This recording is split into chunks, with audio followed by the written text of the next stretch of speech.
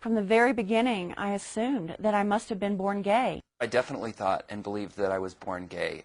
There is no gay gene. You are not born gay. While it is conventional wisdom that people are born gay, the reality is that there is no conclusive evidence that they are.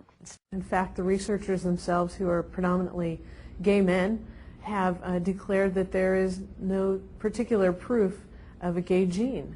Homosexuality is not a choice. I did not choose these feelings. I did not choose, as a young person, to be attracted sexually or romantically to the same gender. I actually never made the choice to feel that way. I believed that homosexuality was a choice. No one chooses these feelings. You buy into those lies. You buy into that belief system.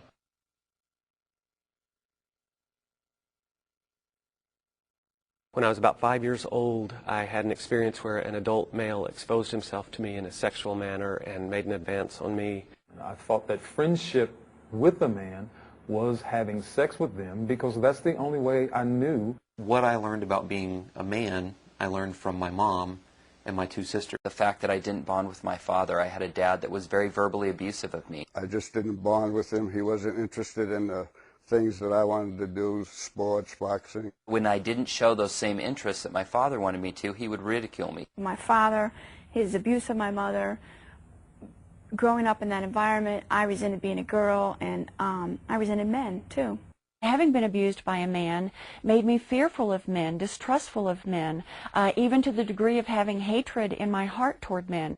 Oftentimes, lesbians are trying to protect against further hurt from a man, and that was definitely true in my case. There is enough evidence, both in research and experience, to show that in many cases, probably the majority, homosexuality springs from a very legitimate need for same-sex bonding.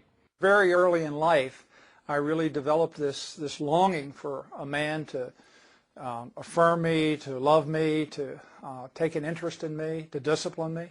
And I think when I entered puberty around 12 or 13, those feelings started to turn sexual. I feel that I didn't measure up to my mother's expectations, and in that I misperceived that she didn't love me. Most people are so surprised to find out when I say homosexuality is not about sex. Sex is right in the middle of the word, but it's not about sex. It's about trying to get your legitimate emotional needs met, and then when they're not met, we end up looking to wrong ways to meet those needs.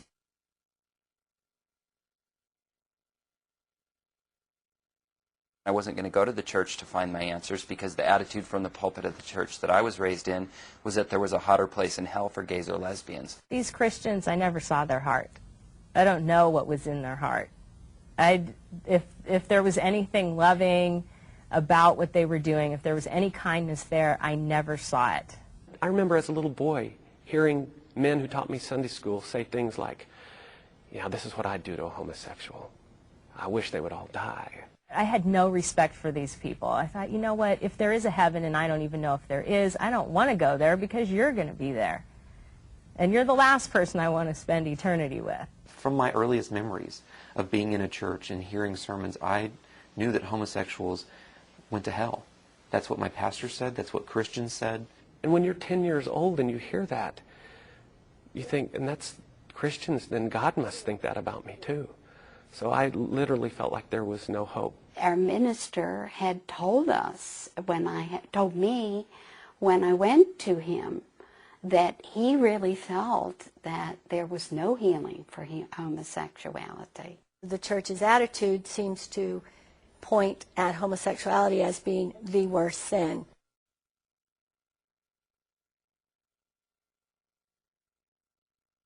Make sure that we are a compassionate people, a people who show love and respect wherever we can. What the gay community is looking for is actions speak louder than words. You say that you love me, but what are you doing to reach out to me? They're our neighbor. Love your neighbor as yourself. They knew that I was living homosexually, but they met me where I was.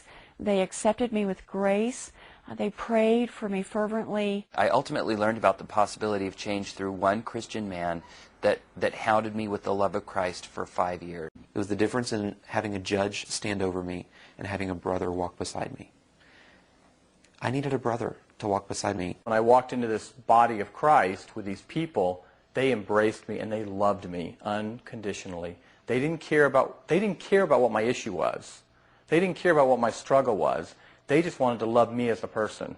A good friend of mine found out, and instead of condemning me, and instead of making me feel even more humiliated, he said, "Dennis, I don't know how to help you.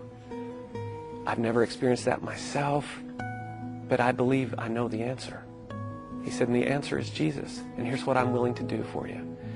I will walk towards Jesus with you, whatever it takes, however long it takes. I will walk towards Jesus with you. And that's the best thing somebody could have said to me. And that's what I did. I just simply walked towards Jesus.